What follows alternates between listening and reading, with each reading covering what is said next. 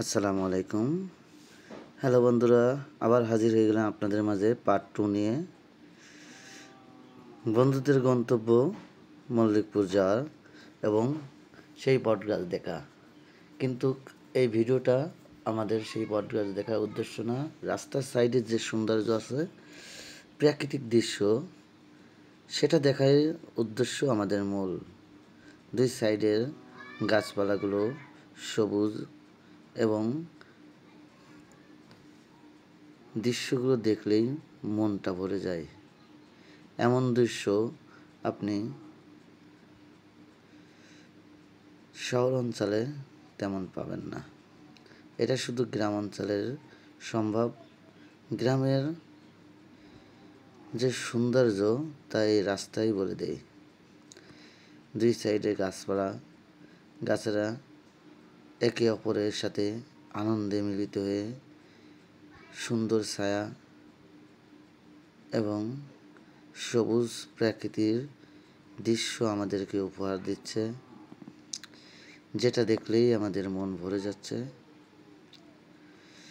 এই ভিডিওর মাধ্যমে আরও তুলে ধরা হয়েছে গ্রামের মানুষের যে চিন্তা ভাবনা, সব কিছু এই ভিডিওর মাধ্যমে আমরা তুলে ধরেছি। দেখেন কি সুন্দর লুঙ্গি পরে রাস্তা দিয়ে হেঁটে যাচ্ছে, তার নিজস্ব খুশি মনে জুতো পায়ে দিয়ে। আবার কেউ বাজারে যাচ্ছে বাজার করতে, কেউ আড্ডা দিচ্ছে। এভাবেই গ্রামের সময়গুলো কেটে যায়। আস্তে আস্তে আমরা সেই মল্লিকপুরের উদ্দেশ্যে চলে এসেছি। আর একটুখানি যেতে না যেতেই আমরা সেখানে যেয়ে থামবো। সেখানে গাড়ি পার্কিং করে ভিতরে চাচাকে জিজ্ঞেস করলাম, এখানে গাড়ি রাখলে কোনো সমস্যা হবে? চাচা বলল না, রাখা যাবে। এবং আমরা সেখানে গাড়ি রেখে ভিতরে ঢোকার চেষ্টা করব এবং চাচাকে বললাম, গাড়িটা দেখে রাখেন, আমরা আপনাকে কিছু বকশিশ দেব ইনশাআল্লাহ। আমাদের এই দুইটা গাড়ি, এই যে দুই বন্ধু পার্কিং করতেছে। যাই হোক, পার্কিং শেষ করে আমরা এখন সেই ভিতরে ঢুকবো, যার উদ্দেশ্য করে আমরা বাসা থেকে রওনা দিছি।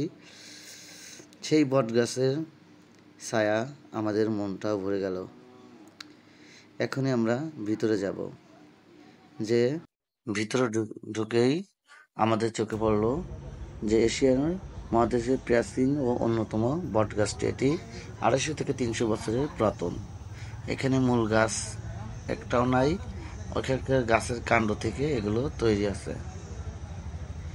চারি সাইডের দৃশ্যগুলো আমরা দেখানোর চেষ্টা করেছি।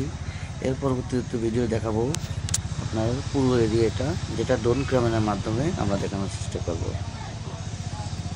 আপনারা আমাদের সঙ্গে থাকবেন, ভালো থাকবেন। অবশ্যই আমার পেজটি সাবস্ক্রাইব করতে বলবেন না। দেখা হবে আবার নতুন কোনো ভিডিও নিয়ে। আসসালামু আলাইকুম।